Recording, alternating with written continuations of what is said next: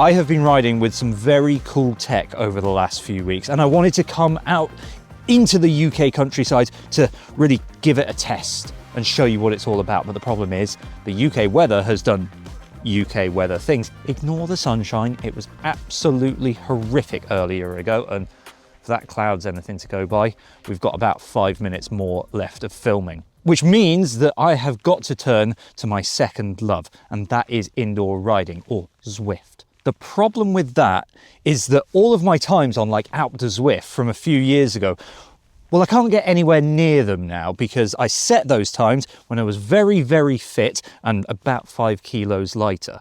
So I could do a load of training to get myself fit again and lose a load of weight with a diet plan, and maybe even optimize my mind with some motivational quotes, or I could cheat. And that's where this comes in. It's the Hypershell X Pro.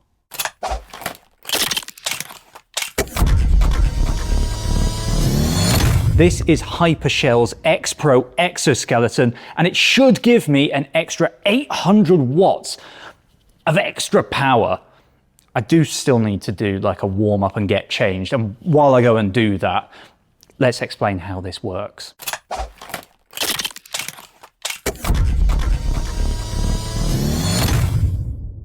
So this thing bolts on to your hips and then attaches to your legs, and it uses AI to predict how you're going to move and then assist your legs in doing so.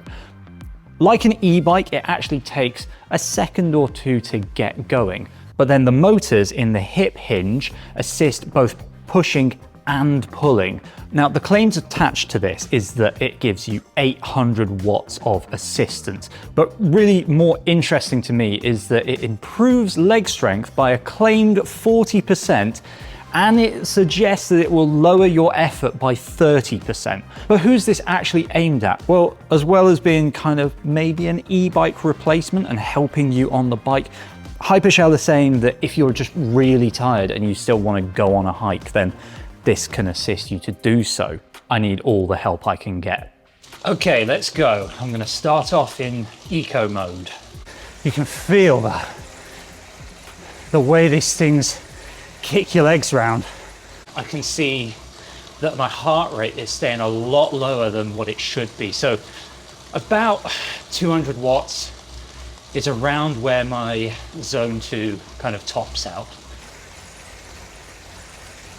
I don't actually know how hard I'll have to go today. My weight has gone up since I finished racing, evidently. So I'd imagine the power will have to go up too. But what I can sustain today, I'm not quite sure. It's probably going to be a 40-odd minute effort. I can hold maybe 250, 260 watts for that. To be fair, you can feel that kick from the legs when you spin it up. This thing works well at higher cadences. You can see from my heart rate, with these wattage numbers, this should be at 180, 190 BPM, especially when I'm pushing over 300.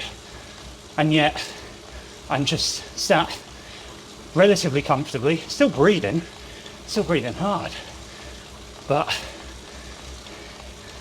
I'm doing okay. And I'm not using turbo mode, sorry, hyper mode, not yet. That's one place that Alpe du Zwift really replicates Alpe d'Huez, is how it bites you all the way to the end.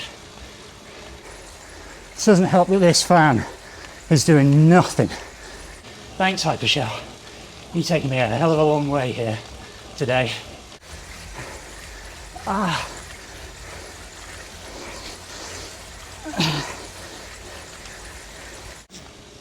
We're coming up on 38 minutes now, which is the time that it takes a Tour de France rider to get up Alpe d'Huez, which Alpe du Zwift is based on. And that's just ridiculous times. That's so fast. I used to be a hill climber Hey, be careful, I can't do the watts that I was doing. Oh my God. Saying that we might beat the con today. Wow, we're not going to do that. We'll stop before the end, I think. Wouldn't be fair. 192 BPM. Oh, haven't seen those figures in a while. Final 300. Oh, DXX, dropping some big watts. Go on.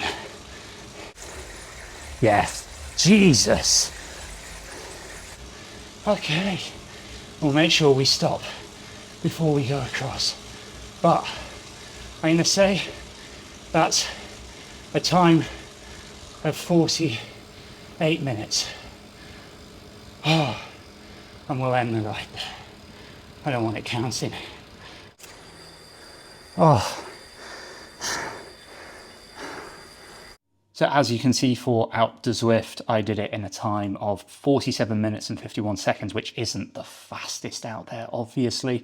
I averaged 272 watts and a heart rate of 174 BPM. Unfortunately, I didn't beat my time. This time that I did in February of 2021 was when I was 6 or 7 kilos lighter. So it just shows how much weight makes a difference, because I have done more power than I did that day. But still, an incredibly hard effort, despite the hypershell adding quite a few watts to my legs. I would say that this is an enabling piece of kit. Like, I could actually feel it. I'm not, messing with you.